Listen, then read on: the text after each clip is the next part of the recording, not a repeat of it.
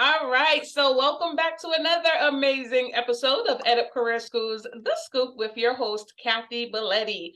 As you know, this gives me an opportunity to speak with everyone involved in the enrollment process. Plus, it also gives me the opportunity to bring career schools to the forefront so people understand what career schools do for our students every day. So today, I have another heavy hitter with me. His name is Jason McWilliams, and he's the Director of Admissions with Pulse Radiology.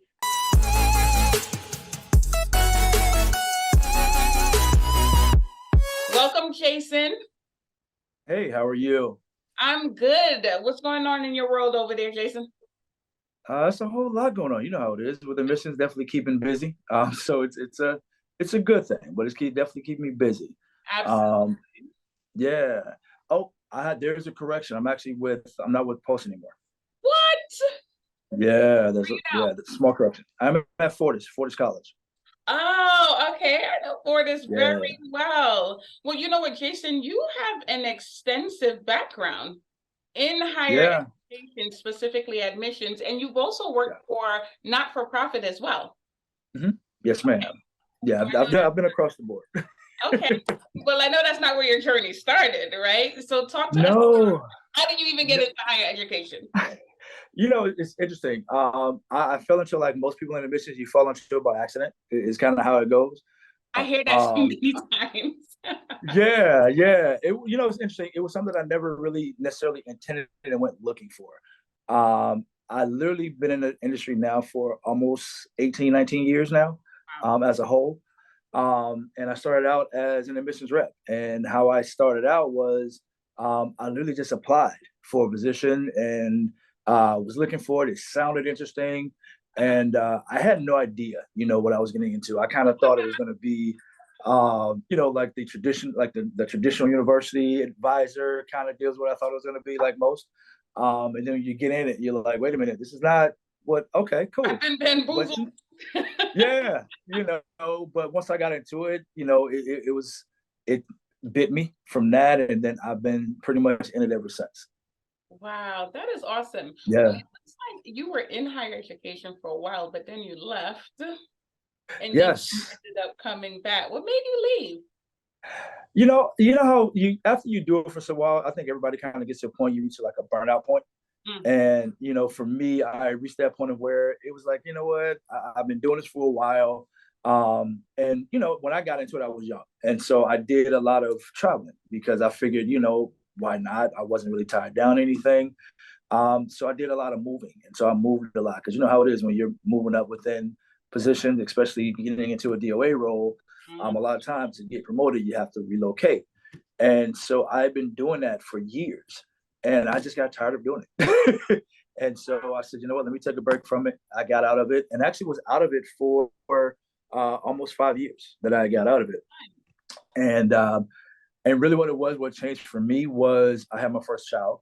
And when I had her, it was kind of like everything was all over again. I'm like, wait a minute. All right, we got to look at some priorities again.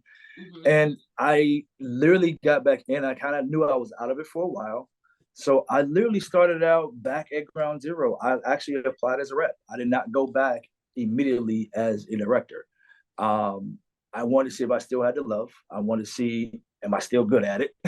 kind of a thing. So I literally went back as a rep. And it took me maybe 2-3 months. And I was like, okay, yeah, I got it. This is what we're going to do. Got it. Yep, like this is it. And got back in it and been in it ever since. And so it's what I enjoy. It's what I love. I have a passion for it. And so I'm here.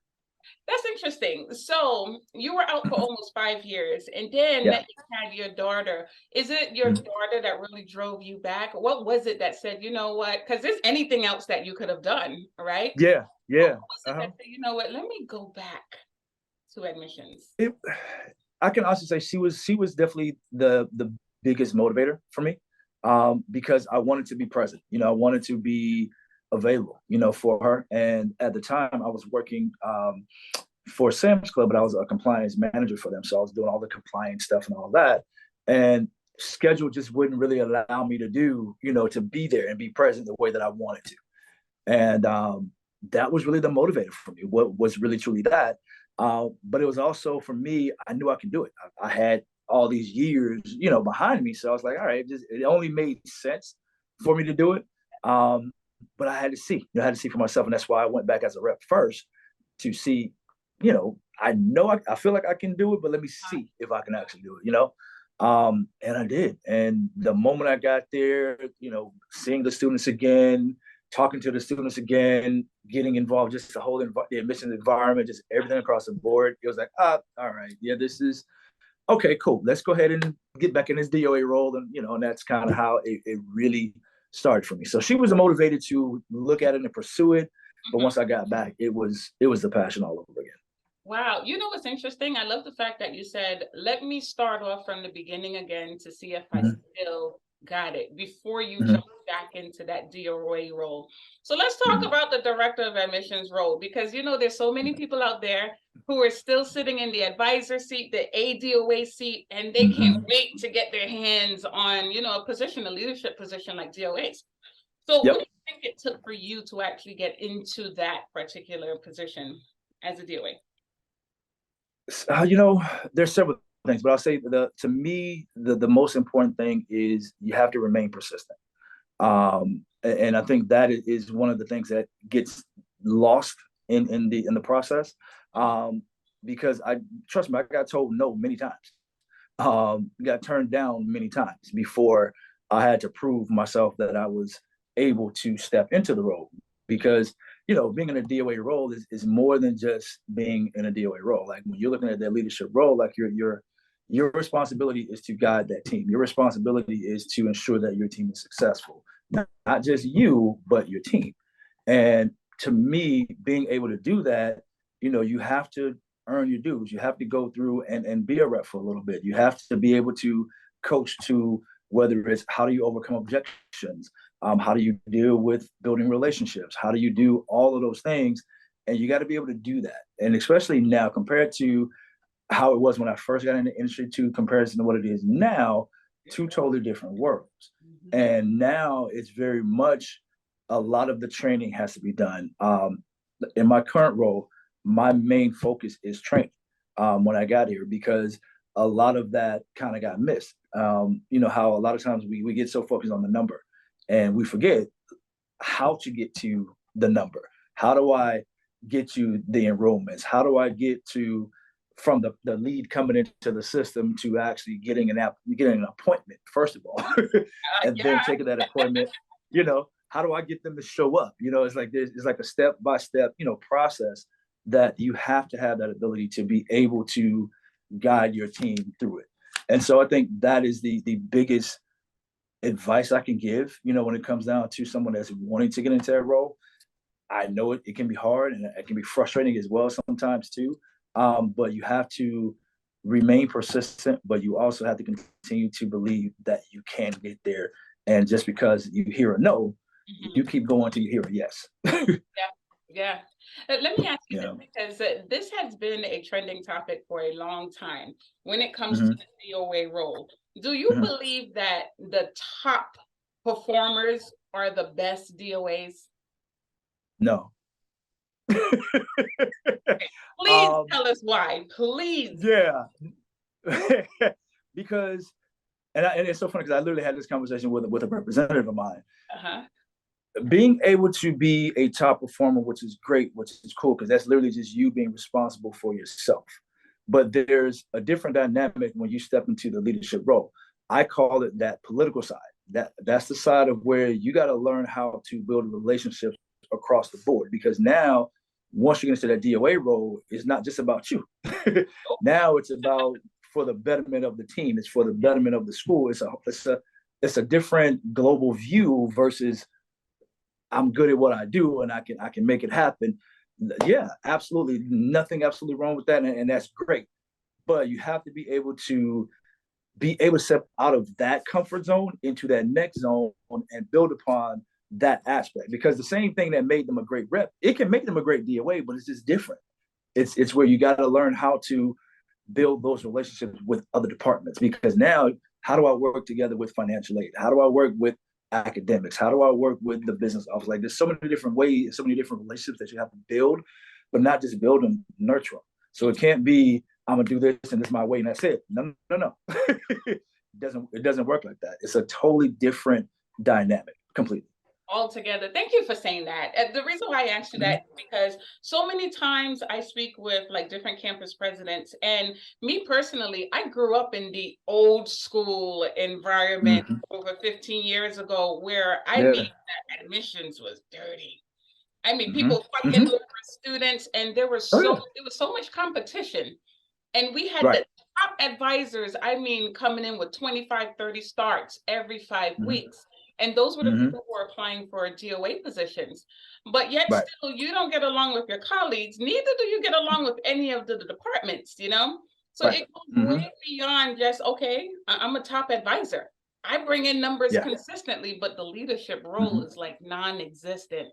And I think more Yeah. advisors need to understand that piece before they even Mm-hmm. touch the DOA position. Yeah.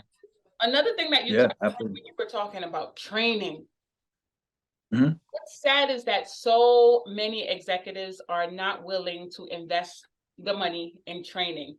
And Mm-hmm. here's what was Mm-hmm. happening also back in the day when it came to training, because I started out with CEC, and Oh, okay. training was like a punishment almost for the Yep. underperformers.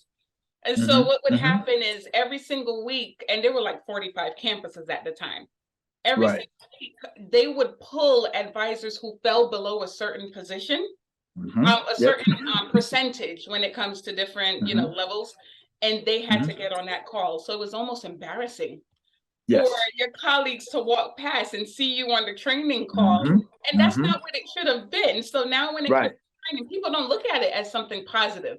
It's like, Right. you're on a training call? Yikes. Mm-hmm. you know, Yeah. Yeah. You're and right. it's a big piece that's missing today. Mm-hmm. That's Mm-hmm. interesting. Yeah. Yeah. I agree with you. I think it was kind of like back again, going back in the day when we first started out on the missions. That's exactly what it is, or what it was back then. Because it was like if you got on the phone and you were successful, all right, you just do that. You don't need training, kind of a thing. I think nowadays it's so the opposite of that now because be quite honest, because the type of rep that we deal with and that we work with now is a completely different rep that you dealt with, when we first in the 90s. So it's a totally different dynamic to where now it's a mandatory thing to where like I have conversations with my reps and they'll be like, so when are we going to train again? Like I need to, like they're literally asking for it now, where back in the day it would be like, no, I don't want to be, don't touch me, I don't want to be in that, whatever. Now it's like they literally ask me, hey, when are we training now? Yeah. That's a good thing. That's a good thing. Well, there's been a lot of Mm-hmm. talk about the decline in enrollments across the board, for profit, not Yeah. for profit, and the Mm-hmm. K.A.T population, and who's the right audience, and how do you communicate with them? But I think a lot of it has Yeah. to do with the enrollment process. So, what is the Yeah. enrollment process at your school from the beginning, like up Yeah. to the class start? Yeah. It's pretty, I can say it's definitely more modern is what I call it in the context of from the moment we get the lead and we're reaching out to contact them and have the conversation with them. We actually give them options in terms of how they want the interview to be conducted. Of course, ultimately, we want the student to come to the campus, of course, and ultimately, we still want them to come to the campus, but we do offer a Zoom option to where they can actually conduct an interview over the Zoom call. So it kind of gives that student or that potential student a little bit of flexibility because sometimes they don't have the time or maybe that day may not be a good time or a good day or anything like that. So we do give them that option, to go through at least just the interview process via Zoom. So we do give them that option. Once they actually go through the interview process, either or, whether it's via Zoom or on the campus, the next step is to have them come in to the campus. And the reason is because, of course, we have the Wonderlic that we do here. And so they have to do that here on campus. So either way it goes, you got to come to the campus one way or another. And then once that Wonderlic is completed, from that moment on, it's pretty much paperwork and all that kind of stuff, but it's all done via right here on the campus. And then, of course, they go through the application process. They'll go through all the documentation. and then we get them into financial aid, because ultimately what we want that student to leave with is a full idea and a full picture that they know exactly what to expect. They know what your payments are going to look like. They know what they qualify for, what they don't qualify for. You name it across the board. By the time they leave the campus, they'll actually have a full picture of what they're looking at. So that helps them feel comfortable with making that decision to go ahead and go to school with us. Perfect, perfect. Where do you think that process falls apart? Like if you think of after they their financial aid and those days leading up to when the class actually starts, do you see an area where that process? Yeah.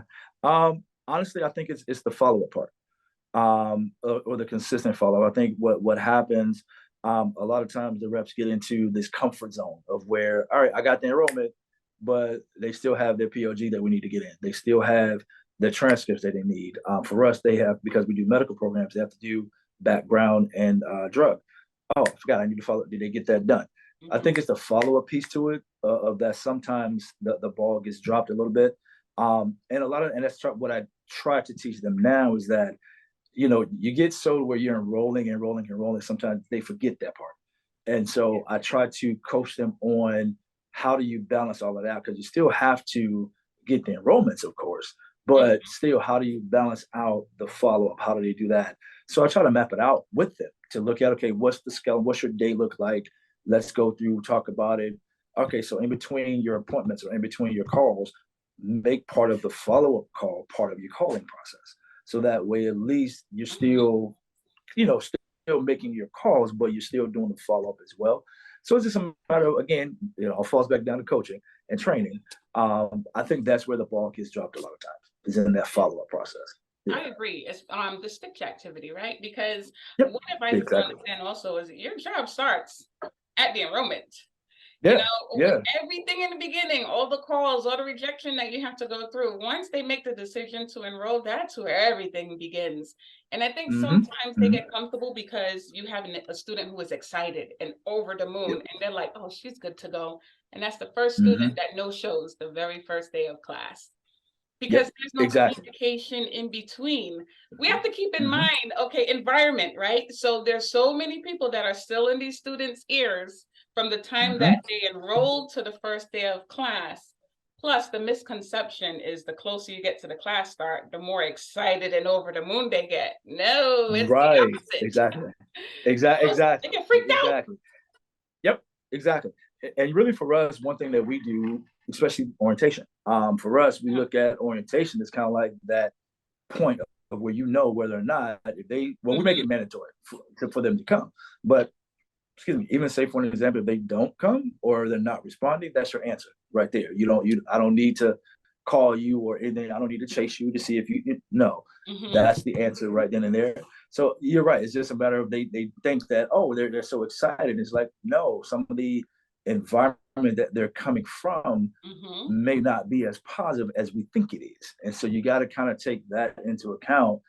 And like you said, understand that until that person comes and actually sits in class, at any point, it can happen.